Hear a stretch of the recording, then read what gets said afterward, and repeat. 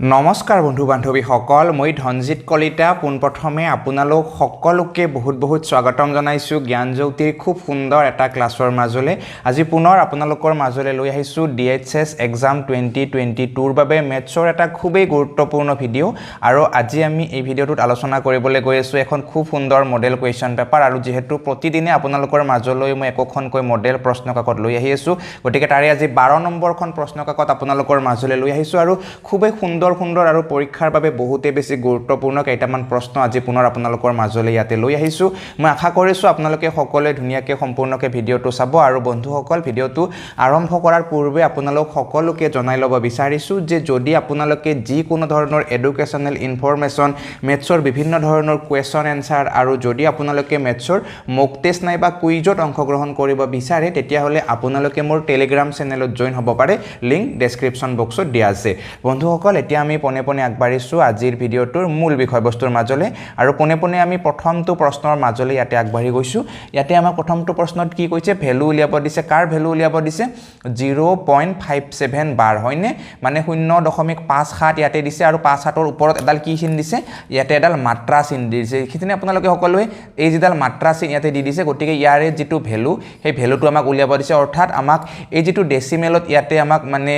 সংখ্যা দিছে এটো আমাক ক'ত নিব দিছে আমাক ফ্ৰেকশনলৈকে নিব দিছে এতিয়া চাওক আপোনালোকে এইটো যদি আপোনালোকে ভগ্নাংশলৈকে লৈ যায় তেতিয়াহলে কি হ'ব প্ৰথম কথা আপোনালোকে ইয়াতে চাব লাগিব যে এই যেডাল ওপৰৰ মাত্ৰা চিন এই মাত্ৰা চিনডাল কেইটা অংকৰ ওপৰত দিয়া আছে দেখিছে আপোনালোকে ইয়াতে যে দুটা অংকৰ ওপৰত দিয়া আছে 5ৰ ওপৰতো আছে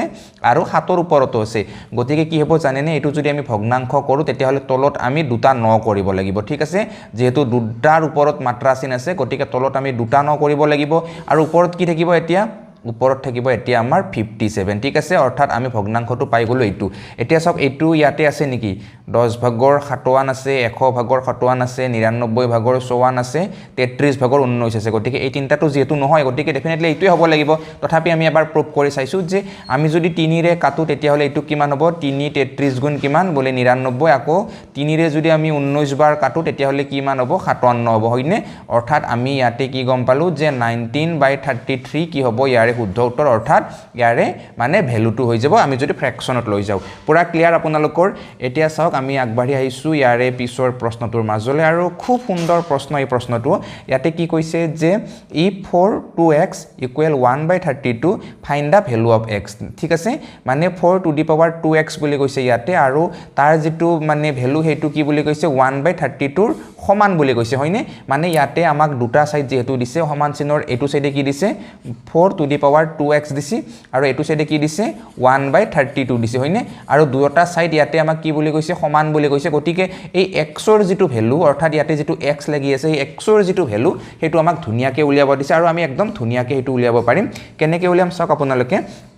ইয়াতে আমাক কি দিছে যে 4 to the power 2x equal আমাক কিমান দিছে 1/32 ঠিক আছে ইয়ালৈকে তো পুৰা ক্লিয়াৰ আপোনালোকৰ এতিয়া আপোনালোকে চাওক ইয়াৰ পিছৰখিনি মই ধুনিয়াকে বুজাই দি আছো এতিয়া আপোনালোকে চাওক এই যেটো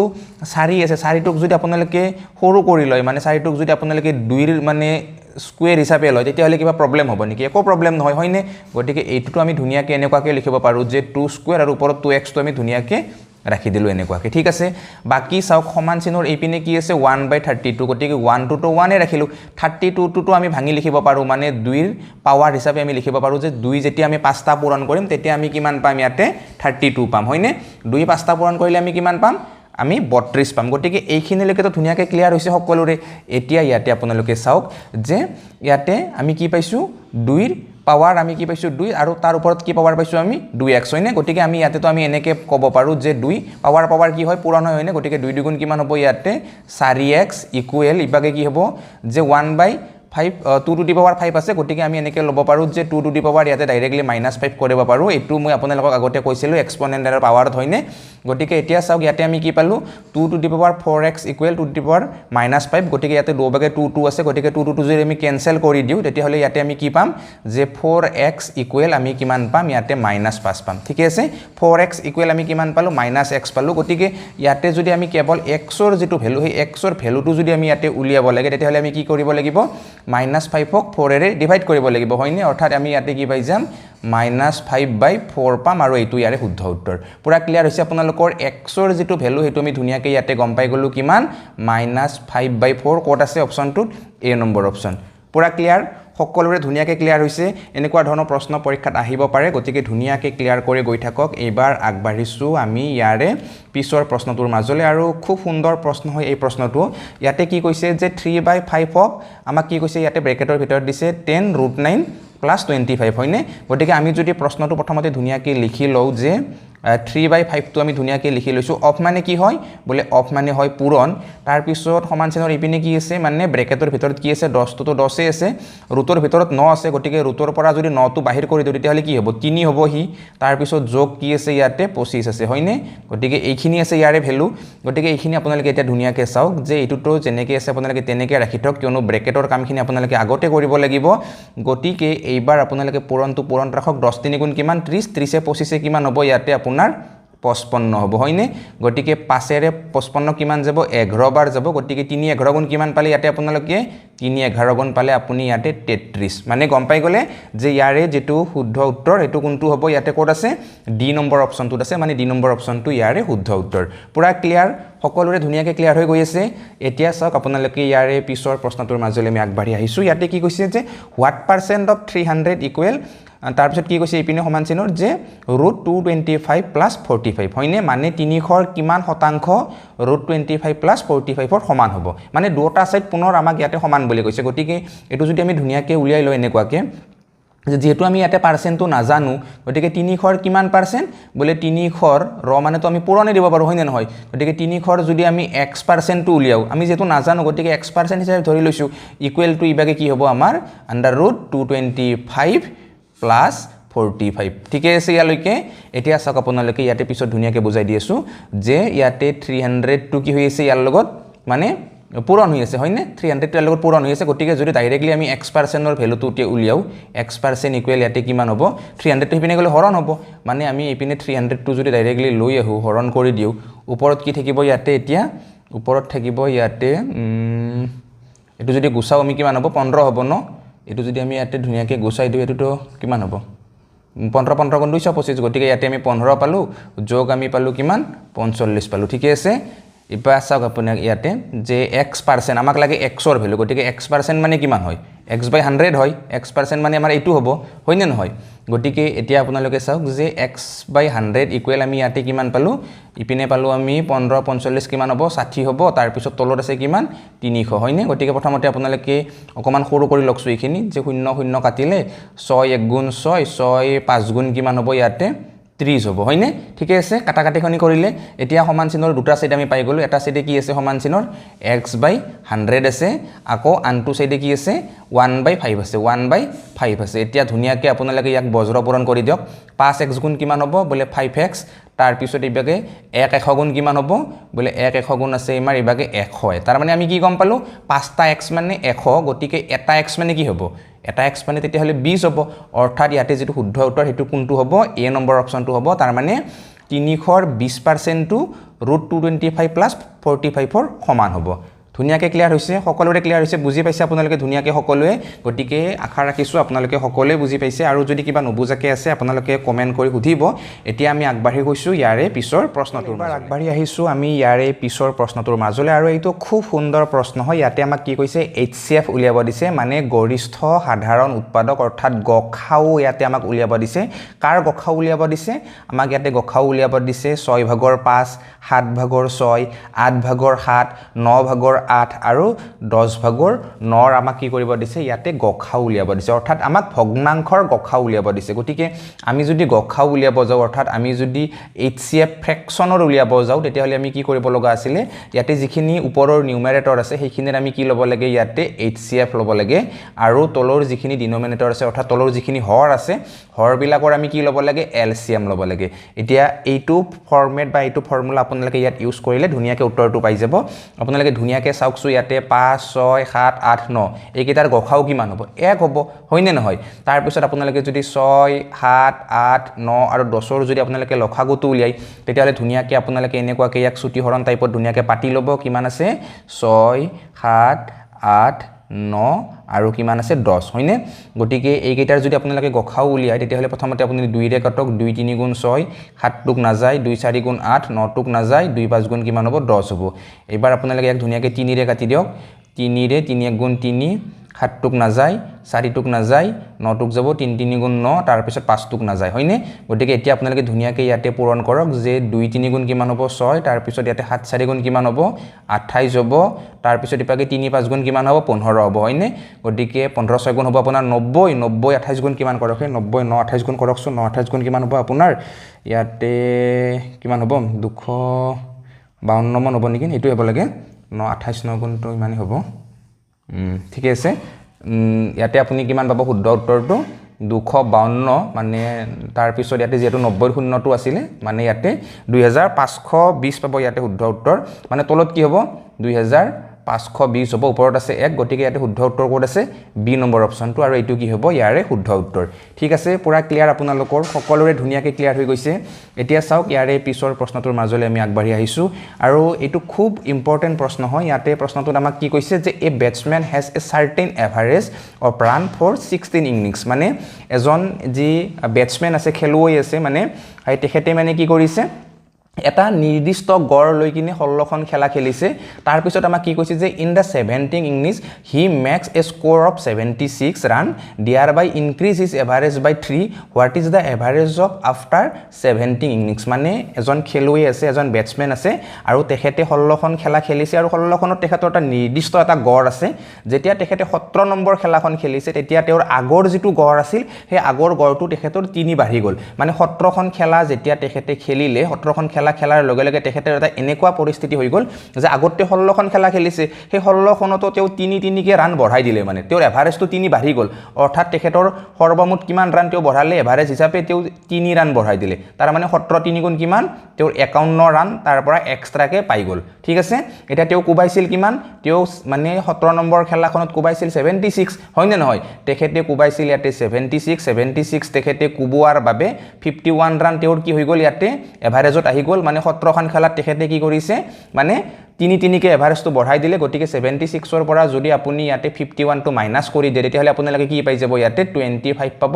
আৰু এই 25 টো কি হ'ব জানেনে এই 25 হ'ব আগৰ যি 16খন খেলা খেলিছিলে সেই 16খন খেলাৰ এইটো কি হয় গড় হয় ঠিক আছে এতিয়া 17 নম্বৰ খেলাখনত যেহেতু 3 ৰান আৰু বাঢ়িছে মানে গটিকে ইয়াৰে যেটো এতিয়া নতুন যেটো এভাৰেজ হ'ব এটো পুৰণ এভাৰেজ আছিল মানে 16খন খেলাৰ এটো এভাৰেজ আছিল গটিকে এতিয়া যেহেতু মানে 3 এভাৰেজ আৰু বাঢ়ি গল গটিকে 25 ৰ লগত আপোনালোকে ইয়াতে 3 যোগ কৰি দিয়ক 25 3 কিমান হ'ব বলে 28 হ'ব তাৰ মানে আমি গম পালো যে ইয়াৰে যেটো শুদ্ধ উত্তৰ হেতু কিমান হ'ব 28 হ'ব কোড আছে সি নম্বৰ অপচনটো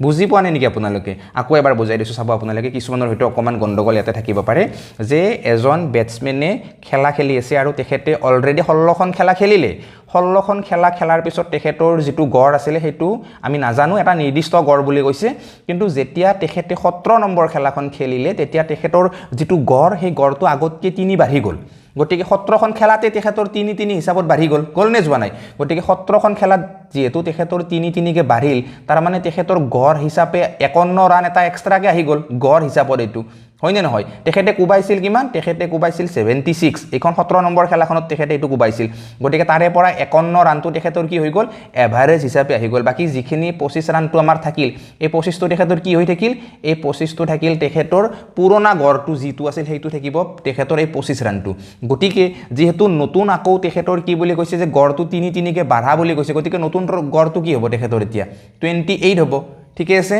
পুৰা ক্লিয়াৰ আপোনালোকৰ এতিয়া আপোনালোকে এটো হৈছে নে হোৱা নাই বেলেগে প্ৰুফ কৰি চাব পাৰে মানে আপোনালোকে এটো প্ৰমাণ কৰি চাবচোন যে 16 লগত আপোনালোকে কি কৰিব 25 পূৰণ কৰিব 16 লগত আপোনালোকে 25 পূৰণ কৰিব তাৰ লগত আপোনালোকে কিমান যোগ কৰিব 76 যোগ কৰিব মানে 17 নম্বৰ খেলাখনৰ এই মাৰ্কটো ইয়াতে যোগ কৰিব আৰু এইখিনিৰ সমান আপোনালোকে পাব কিমান জানেনে এতিয়া এই পেনে 28 হৈছে নতুন গড় মানে 17 পূৰণ 28 কৰিব আৰু এইখিনি আপোনালোকে দুটা সাইড চাই লব সমান হৈছে নে হোৱা নাই যদি হৈছে তেতিয়া হলে আপোনালোকৰ এই কৰাতে ইয়াতে শুদ্ধ হৈছে ঠিক আছে এইখিনি আপোনালোকে ধুনিয়াকে প্ৰমাণটো কৰি চাব পাৰে আপোনালোকৰ মানে এইটো প্ৰুফ দিয়াৰ বাবে এইটো মই মানে ধুনিয়াকে বুজাই দিছো ঠিক আছে বাকি প্ৰসেসটো আমি এনেকে কোনো মানে সূত্ৰ ইয়াত মানে ব্যৱহাৰ নকৰাকে আমি ধুনিয়াকে লিখি লব পাৰো জাস্ট কনসেপ্টটো বুজি কিনে ঠিক আছে এতিয়া চাওক আপোনালোকে ইয়াৰে পিছৰ প্ৰশ্নটোৰ মাজলৈ আমি আগুৱাই আহিছো এইটো খুবই সুন্দৰ প্ৰশ্ন হয় ইয়াতে কি কৈছে the area of a two spheres in the ratio 1:4 the ratio' of the volume is মানে ইয়াতে দুটা গোলকৰ কথা আমাক কৈছে হয়নে গতিকে এই যে গোলকৰ কথা ইয়াতে উল্লেখ কৰিছে গোলকৰ যেটো মানে এৰিয়া মানে যেটো ইয়াৰে মানে ক্ষেত্ৰফল হ'ব একচুয়ালি সেইখিনি ইয়াতে আমাক কি বুলি কৈছে যে 1:4 ৰেচিঅ' হিচাপত আমাৰ আছে বুলি কৈছে গোলক দুটা গোলক আছে ঠিক আছে গতিকে আমাক সুধিছে যে সেই গোলক দুটাৰ যেটো ভলিউম সেই ভলিউমটোৰ যেটো ৰেচিঅ' সেই ভলিউমৰ ৰেচিঅ' কিমান হ'ব আমাক সুধিছে গতিকে ইম্পৰ্টেন্ট হয় প্ৰশ্নটো বহুত বেছি ইম্পৰ্টেন্ট এনেকুৱা ধৰণৰ প্ৰশ্ন খুব আহি থাকে পৰীক্ষাত গতিকে এতিয়া আপোনালোকে চাওক যে যদি আপোনালোকে কি হয় এই গোলকৰ যদি আপোনালোকে কালি উলিয়াব যায় মানে ক্ষেত্ৰফল আপোনালোকে উলিয়াব যায় তেতিয়া হলে ইয়াৰ বাবে এটা সূত্ৰ আপোনালোকে ব্যৱহাৰ কৰিব লগা আছিল হেতু কি আছিল 4 * π * r² ন 4 π r² এইটো সূত্ৰ আছিল ইয়াতে যে 4 π r² এইটো সূত্ৰ যদি আপোনালোকে ব্যৱহাৰ কৰে তেতিয়া হলে আপোনালোকে গোলকৰ কি পাই যায় ইয়াতে যেটো ইয়াৰ কালি হেতু পাই যায় গতিকে যেটো দুটা গোলক গতিকে 4 π r² আমি দুটা লিখিলো ঠিক আছে আৰু ইয়াতৰ ৰেচিঅ'টো কি আছিল 1:4 গতিকে প্ৰথমটোৰ কালি কিমান 1 আৰু সেকেন্ডটোৰ কালি কিমান 4 ঠিক আছে ইয়ালৈকে ধুনিয়াকে ক্লিয়াৰ এতিয়া সব যেহেতু ইয়াতো আমি কি পাইছো 4 π পাইছো ইয়াতো আমি 4 π পাইছো গতিকে 4 π সবতে যেটো কমন থাকে হেতু আমি এৰি দিব পাৰো এতিয়া এই 1 টোক আৰু এই 4 টোৰ পাৰ্থক্য কিহত আমি গম পাম যে ইয়াতে r² ৰ ভ্যালুটো 1 আছে আৰু ইয়াতে r² ৰ ভ্যালুটো কিমান আছে 4 আছে গতিকে আমি যদি ইয়াতে r ৰ মান উলিয়াই লওঁ দুটা ক্ষেত্ৰতে যদি আমি r ৰ মান দুটা উলিয়াই লওঁ তেতিয়াহলে r ৰ মান কি হ'ব স্কয়াৰ মানে 1 টোক যদি আমি ৰুট কৰি দিও তেতিয়াহলে 1 এ থাকিব 4 টোক যদি আমি ৰুট কৰি দিও তেতিয়াহলে কি হ'ব ইয়াতে 2 থাকিব মানে ইবাগে কি আছে r² মানে কিমান হয় 4 হয় গটিকে r মানে কি হ'ব ডেফিনেটলি 2 এ হ'ব গটিকে ইয়াতে আমি কি পাই গলো যে দুটা r ৰ মান পাই গলো মানে r আমি গম পালো ডাঙৰ বৃত্তটোৰ r কিমান হয় 2 সৰু বৃত্তটোৰ r কিমান পালো ইয়াতে আমি 1 পালো এটো মানে কি হয় তেওঁলোকৰ ৰেচিঅ' হয় এতিয়া চাওক যে আমি যদি এতিয়া গোলকৰ ভলিউম উলিয়াব যাও ইয়াৰে যদি আমি এতিয়া ভলিউমটো উলিয়াব যাও তেতিয়ালে ভলিউম আমি কেনেকৈ উলিয়াম যে ইয়াৰ বাবে ভলিউম উলিওৱা সূত্ৰটো আমাৰ কি আছিল 4/3 πr³ হয়নে কি আছিল গোলকৰ মানে ভলিউম উলিওৱা সূত্ৰটো আছিল 4/3 আছিলে 4/3 তাৰ পিছত আছিলে কি πr³ ঠিক আছে এতিয়া এটো সৰু বৃত্তটোৰ এইটোৱে কৰিব লাগিব ডাঙৰ বৃত্তটোৰ আমি এইটোৱে কৰিব লাগিব মানে 4/3 πr³ ঠিক আছে এতিয়া ধুনিয়াকে আপোনালোকে ইয়ালৈকে বুজি পাইছে এতিয়া চাওক আপোনালোকে 4/3 দুটাতে কমন আছে গটিকে টেনচন নাই ইয়াতে আমি কি গম পাম ৰেচিঅ'টো উলিয়াব লাগিলে r³ পাই যাম গটিকে প্ৰথমটোক যদি আমি কিউব কৰি দিম মানে একক যদি আমি কিউব কৰি দিম একক কিউব কৰিলে আমি কিমান পাম একক কিউব কৰিলে আমি 1 এ পাম ঠিক একেদৰে যদি আমি 2 কিউব কৰো 2 কিউব কৰিলে আমি কিমান পাম 2 তিনটা পূৰণ কৰিলে আমি কিমান পাম ইয়াতে 8 পাম মানে ইহতৰ যেটো ভলিউমৰ যেটো ৰেচিঅ' এটাৰ কিমান পালো আমি 1 পালো এটাৰ কিমান পালো আমি 8 পালো মানে ইয়াতে আমি ক'ব পাৰো যে 1:8 কি হ'ব ইয়াৰে শুদ্ধ উত্তৰ মানে এইটো কাৰ হয় গোলকৰ মানে ভলিউমৰ এটো ৰেচিঅ' হয় আৰু তেওঁলোকৰ কালিৰ ৰেচিঅ' কি কৈছিল ইয়াতে আমাক 1:4 বুলি কৈছিল মানে যদি মানে দুটা গোলকৰ মানে ক্ষেত্ৰফল বা কালিৰ যেটো ৰেচিঅ' হেতু যদি 1:4 হয় তেতিয়া হলে তাৰ যেটো আয়তন হে আয়তনৰ যেটো ৰেচিঅ' হেতু কিমান হ'ব 1:8 হ'ব ধুনিয়াকে বুজি পাইছে সকলোৱে মই আশা ৰাখিছো ধুনিয়াকে সকলোৱে বুজি পাইছে আৰু আছে ইয়াৰ এপিসোড ধুনিয়া প্ৰশ্ন গটিকে গোটেইকেইটা প্ৰশ্ন আপোনালোকে খুব ধুনিয়াকে সকলোৱে চাই থাকক ঠিক আছে এবাৰ আগবাঢ়িছো পুনৰ অন্য এটা জ্যামিতিৰ প্ৰশ্নৰ মাজলৈ আৰু এইটো খুব সুন্দৰ প্ৰশ্ন ইয়াতে কি কৈছে the perimeter of a square field is 580 metre find the area of this field মানে আমাক কৈছে যে এখন বৰ্গাকাৰ পথাৰ আছে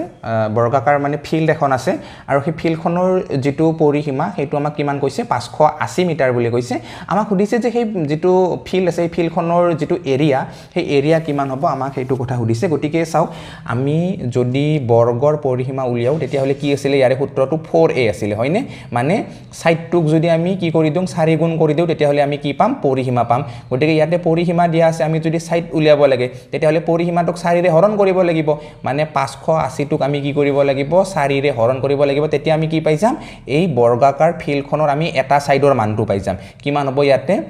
4 গুণ 4 18 হল 4 গুণ 16 20 হল 4 গুণ 20 মানে আমি ইয়াতে কিমান পালো 145 পালো 145 টো কি হয় এই বৰ্গাকাৰ যিখন ফিল্ড আছিল এই ফিল্ডখনৰ এটা সাইডৰ ভ্যালু কিমান হয় মানে 145 হয় এটা সাইড মানে কি হয় যেটো ইয়াৰে গোটেইকেইটা সাইড সমানে গোটেইকেইটা সাইড কেইটা আমি কিমান পালো 145 কে পাই গলো এতিয়া সব এই ফিল্ডখনৰ যদি আমি কালি উলিয়াব লাগে তেতিয়া হলে কি কৰিব লাগে যে ইয়াৰ কালি উলিওৱা সূত্ৰটো আছিল a স্কয়াৰ মানে এই 145 টোক আমি কি কৰিব লাগিব এটা বৰ্গ কৰিব লাগিব মানে চাওক 145 পূৰণ আপোনালোকে 145 ধুনিয়াকে দুটা কৰি দিও কিমান হ'ব ইয়াতে